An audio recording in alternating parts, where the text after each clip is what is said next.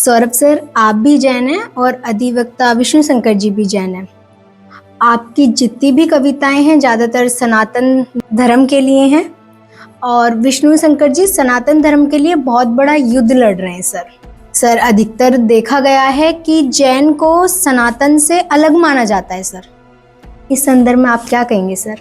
मूलतः मैम धर्म की दो शाखाएं रही, इसको ये कह सकते कि दो विभाजन मूल रहे धर्म के। धर्म जिसको हम सनातन भी बोलते हैं, धर्म का मतलब धर्म। तो धर्म के दो विभाजन रहे, उनको दो विभागों में बांटा गया, एक वैदिक परंपरा और एक श्रमण परंपरा। वैदिक परंपरा के अंदर बैकुंठ की व्यवस्था है, उसमें भगवान कृष्ण की बात की गई है, भगवान राम की बात की गई है, या ये कहा जाए कि भगवान विष्णु के जो अवतारवाद वाली जो परंपरा है वो वैदिक परंपरा है। और श्रमण की अगर हम लोग बात करें तो श्रमण संस्कृति में मोक्ष का प्रावधान है, यानी कि जो जैन धर्म और बौद्ध धर्म, अगर ये दोनों धर्मों को लिया जाए तो ये श्रमण संस्कृति में आते हैं, जहाँ पर मोक्ष की व्यवस्था है, बैकुंठ की नहीं। तो ये जो परंपराएं हैं दोनों धर्म की परंपराएं हैं।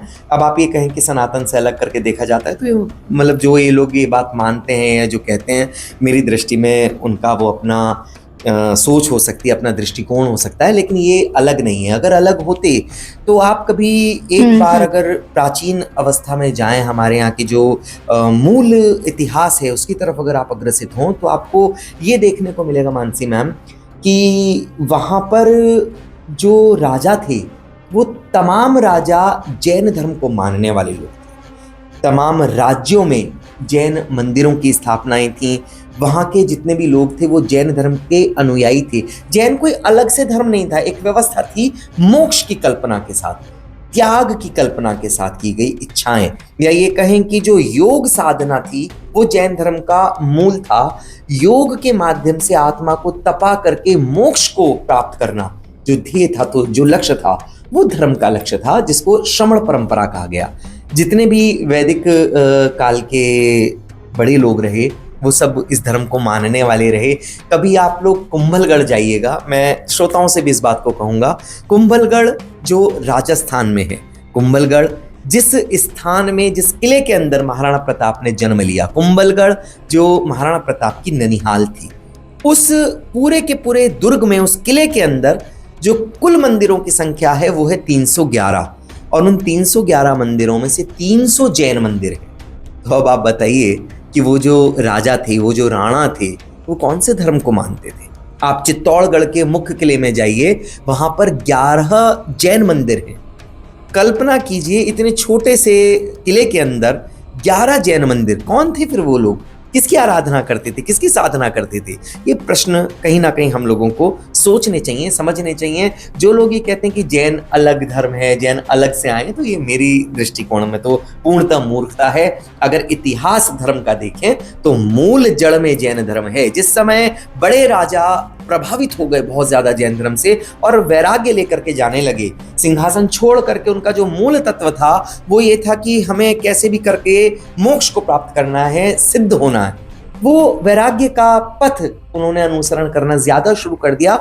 तो हमारी ही वैदिक परंपरा ने, आप कभी जाइए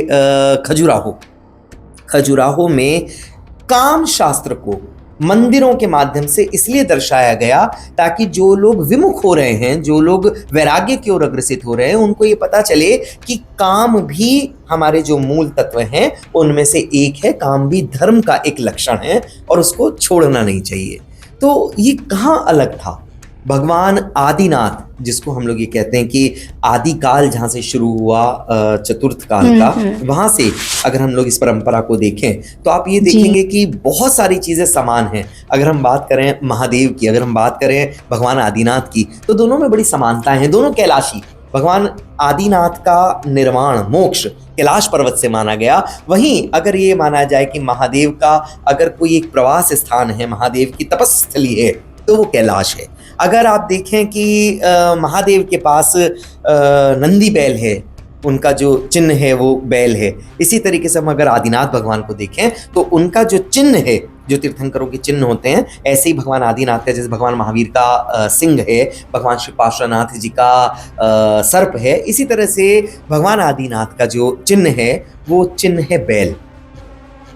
अब आप ये भी कह सकते हैं कि दोनों में समानताएं हैं, बहुत सारी समानताएं हैं। धर्म बेसिकली आस्था का विषय है। जो लोग इसको आस्था से हट करके इतिहास में खोजते हैं, उनको केवल और केवल निराशा हाथ लगेगी। आस्था जहाँ पर है उसके साथ टिके रहें।